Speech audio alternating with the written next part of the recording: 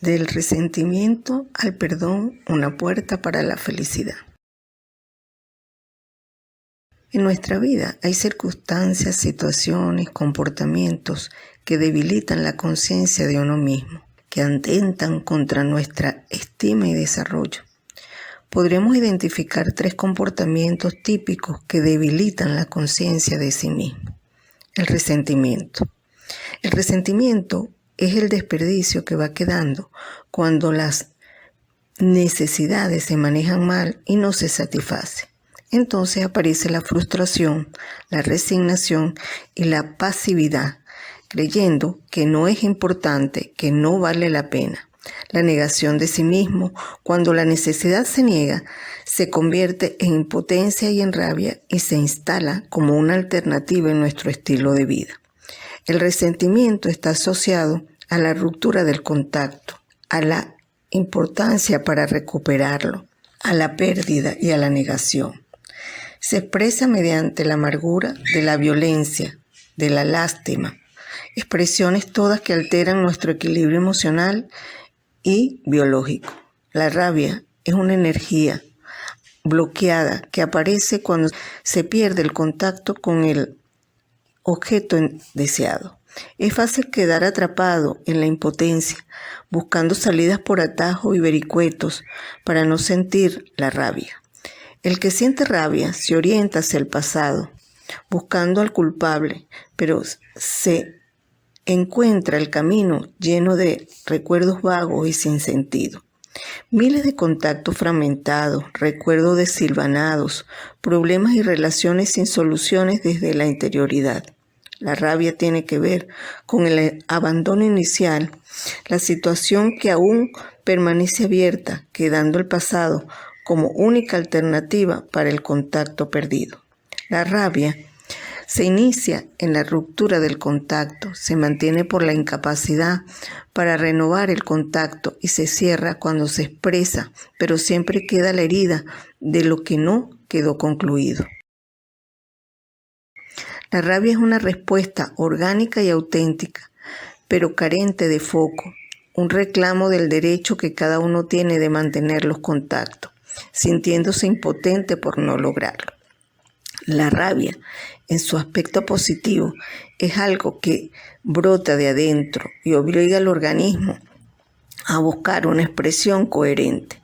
Cuando se pierde la conciencia de sí mismo y la energía del sentimiento, se buscan expresiones sin objetivos y aparecen mapas y prohibiciones de sentir y expresar amenazas y predicciones catastróficas que hacen que la rabia se quede bloqueada sin expresiones.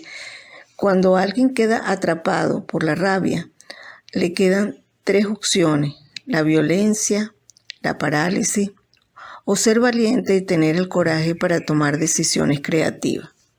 Una primera alternativa es la violencia. La rabia es una fuerza bruta, sin dirección. Se nos come por dentro y hace que nos provoque destrucción, romper, maltratar, agredir a otro, y a nosotros o a otras personas. Es una fuerza bruta sin objetivo. Al carecer de conciencia de sí mismo y de la dirección, la persona se desorganiza y se dispara entre todas las direcciones como un huracán, destruyendo lo que encuentra a su paso. La violencia es la rabia sin conciencia, sin sujetos responsables, sin un orden ni dirección. Cuando a veces no nos damos permiso para expresar la rabia de manera coherente, la violencia se expresa por síntomas y enfermedades. En un mal momento las defensas cederán y la rabia se lo llevará todo por delante. Salud, relaciones, la vida misma del dueño. Se arremeterá contra todo y contra todos, rompiendo límites sin importar las consecuencias. Se rompe la ecología interna y todos los mecanismos de la vida quedan alterados. Cuando la violencia se expresa, el violento no mide el alcance de lo que hace, simplemente pierde el control y su único propósito es vengarse y destruir a quienes le hicieron daño. Una segunda alternativa en la parálisis La energía bloqueada y reprimida en músculos y tejidos dejan una sensación de impotencia, de que nada se puede hacer. La intensidad del sentimiento anestesia y produce inconsciencia en el sujeto, expresando confusión y carencia. Los procesos se detienen, el contacto se rompe, no provoca ni acercarse ni alejarse. La rabia se contamina con el miedo a destruir o a ser destruido, a hacer daño o a lo que le hagan daño. La culpa y el miedo se presentan como dos salidas de la parálisis para regular la intensidad del malestar. La relación es quedarse aislado, encerrado y bloqueado en la negación, sin expresión afectiva de lo que se siente. La tercera alternativa para salir del impasse es ser valiente y tener coraje para tomar decisiones. Al tomar conciencia de lo obvio que está sucediendo, la persona se reubica, se identifica consigo mismo, toma conciencia y siente el impulso para salir de la parálisis. Después viene la reflexión y el sopesar las alternativas, considerar las ventajas y desventajas, asumir los riesgos y actuar buscando salidas que no afectan en la integridad. Dejar un trabajo, cambiar de carrera o terminar un negocio son decisiones que en la mayoría de los casos se convierten en decisiones críticas y dolorosas. Una conciencia clara para la toma de decisiones es lo único que nos permitirá cerrar la situación anterior y abrirnos a nuevas posibilidades de desarrollo. Quedarse paralizado en el resentimiento del abandono nos impide confrontar, dar la cara, pedir disculpas, separarse o acercarse, dándole más importancia al problema que a uno mismo, haciéndose daño y manteniendo la situación intacta. No siempre somos efectivos tomando decisiones, por lo que ante situaciones determinadas nos hacemos más reactivos que estratégicos. Tomar decisiones para seguir en el mismo implica cultivar el pasado, no desprenderse, mantener resentimientos, ocultarse detrás de mapas de resignación y destruirse como persona. La toma de decisiones conlleva a un diálogo interior con las partes de uno mismo que están confrontadas. Poner las partes a dialogar es un ejercicio sano para clarificar los procesos. Cuando hay conciencia de la dualidad, podemos hacernos responsables en confrontar y buscar otros caminos para seguir adelante sin perdernos en la confusión. Esos son los momentos de crecimiento que despiertan en nosotros una conciencia de lo que somos y queremos, de nuestro poder interior para romper mapas y superar obstáculos. En toda la familia se generan rompimientos de contacto, diferencias mal manejadas y momentos de incomunicación que producen frustración, impotencia y rabia. Las familias, con frecuencia, son víctimas de sus propios mapas mentales y programaciones, formando coaliciones entre los miembros para buscar un mejor arreglo entre todos y obtener ventajas sobre los demás. La familia se torna un campo minado, lleno a veces de paradojas y contradicciones que entrampan y complican las relaciones. Habría entonces que buscar ayuda para no ser víctima de la propia incongruencia que surge de los conflictos. En las relaciones humanas la esperamos, pero el conflicto, cuando se torna o se refuerzan los contactos y se rompe y la conciencia se debilita, aparecen las coaliciones como una forma de buscar unirse para destruir al opuesto. Entonces el crecimiento se detiene y se pierde, haciendo daño a la ecología de la experiencia de ser familia. La culpa. La culpa no es un sentimiento, sino una coartada que tiene que ver con el manejo inefectivo de la rabia. Mezcla de impotencia, de desvalorización y de mucha confusión cuando no ha logrado la satisfacción de la necesidad.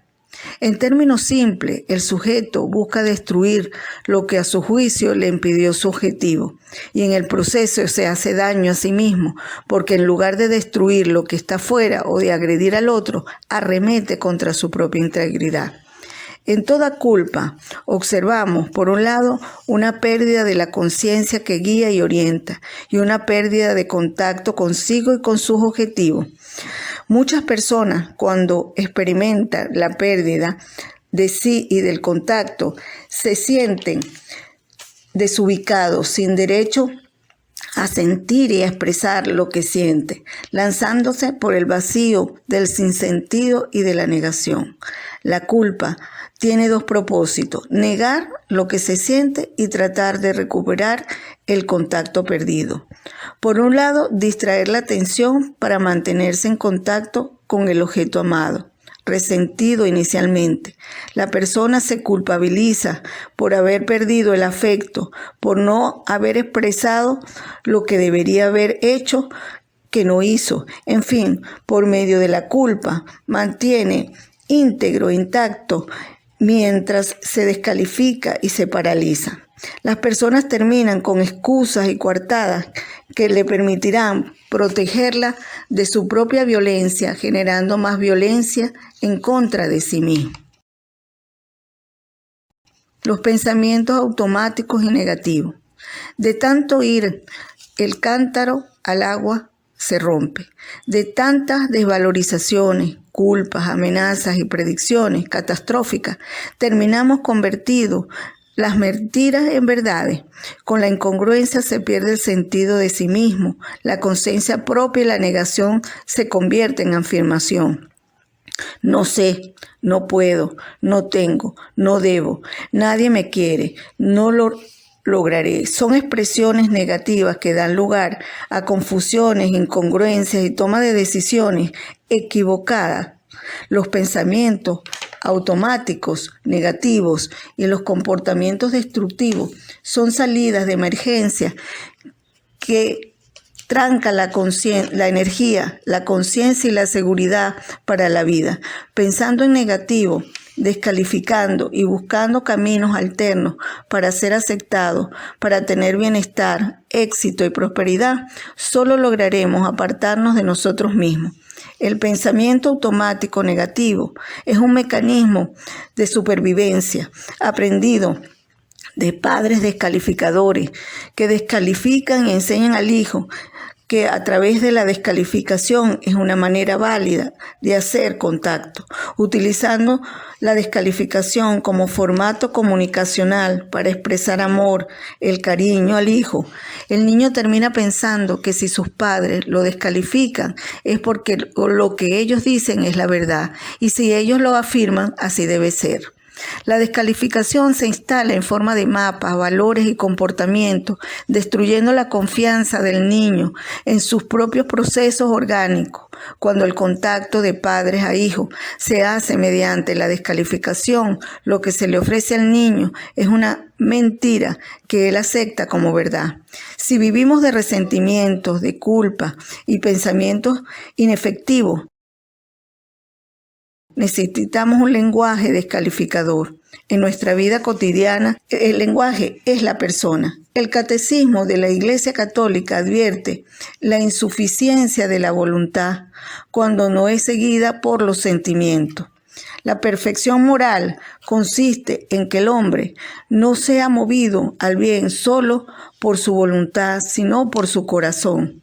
Los aliados son el sentimentalismo y la imaginación y la inseguridad. Quiero concluir este mensaje con la carta del Papa Francisco de su mensaje de Navidad en el 2020. Queridos hermanos y hermanas, un niño nos ha nacido. Isaías capítulo 9, versículo 5. He venido a salvarnos.